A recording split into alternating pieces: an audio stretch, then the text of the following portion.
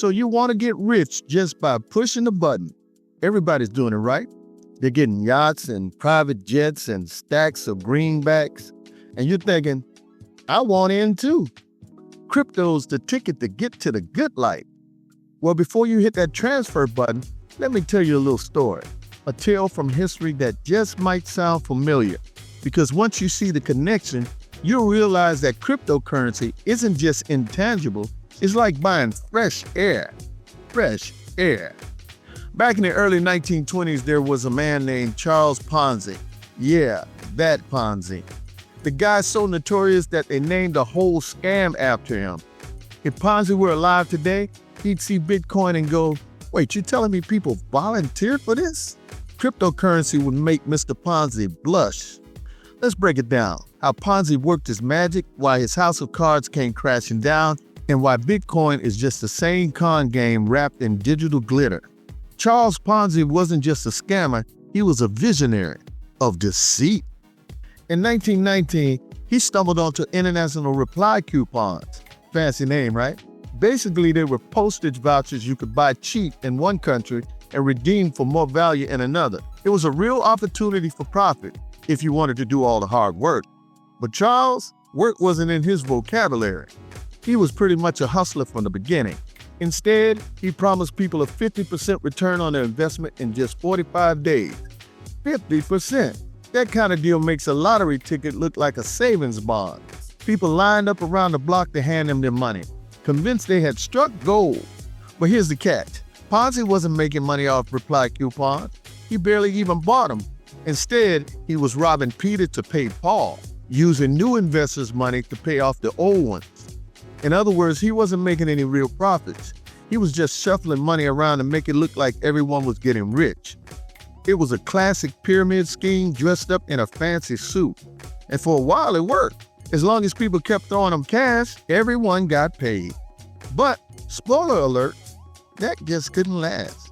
The moment new investments slowed down or when less new suckers were getting into the game, the whole thing collapsed faster than a cheap tent in a hurricane.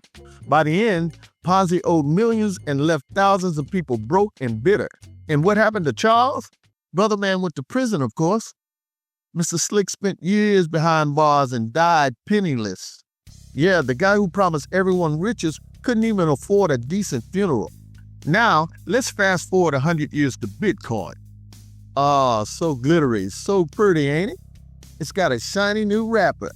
Digital, decentralized, revolutionary. But is it really all that different than a Ponzi scheme? Nah, bruh. It's exactly the same.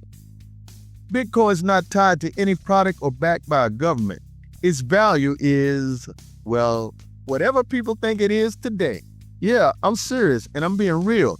It's like a hype train, popular and moving because everyone's trying to get on board. But it crashes the second people stop getting on or buying into the fantasy. Even Warren Buffett, the billionaire who knows a thing or two about money, called Bitcoin rat poison squared. Now, if you told me you owned all of the Bitcoin in the world and you offered it to me for $25, I wouldn't take it because what would I do with it? Translation? It's not just bad, it's a financial apocalypse waiting to happen. So why do people fall for it and keep falling for it? Well, it's the same reason they fell for Ponzi scheme. Hope and greed. People just want easy money and don't want to do nothing but push a button to get it. They see the flashy success stories and think, hey, that could be me. Even though history has shown over and over again that everything that glitters ain't gold. So we got crypto, Bitcoin and stuff. And you're still convinced that it's good because you saw it on TV and stuff.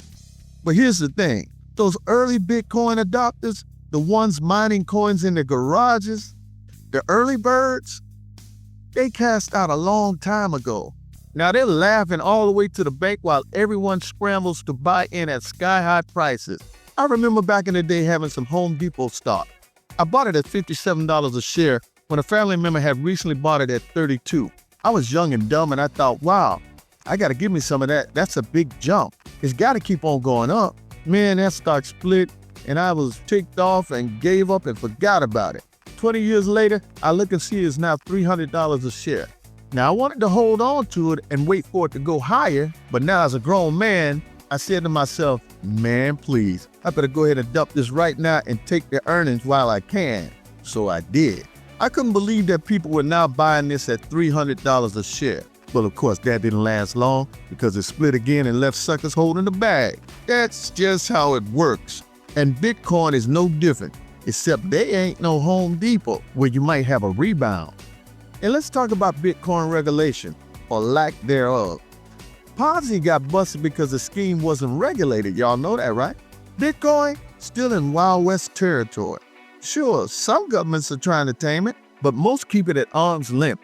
That's because they know it's not actually real and something that you can't touch. Even El Salvador, the country that went all in on Bitcoin as legal tender, is struggling to make this thing work. That's not exactly a glowing endorsement. And if El Salvador doesn't find its way back from Bitcoin, you will hear about the biggest financial disaster ever for a country. Watch what I'm saying. The truth is, Ponzi schemes all end the same way, with a crash. That's just how it works.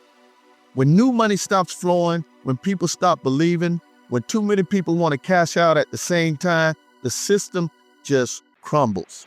And Bitcoin, it's no different.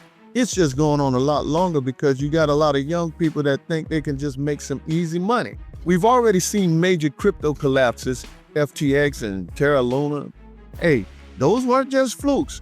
They were previews. The others have just not run out of gas yet, but they're definitely close to E, if you know what I'm saying. May take a couple of years, but they're gonna crash. So is Bitcoin the future of money or just a digital pyramid scheme with better PR? That's for you to decide. But before you invest, ask yourself, are you buying into innovation or are you just the next sucker in line to hold the bag? Here's a hint. You'll buy that crap and be scared to let it go because you'll be feeling like you don't want to miss out.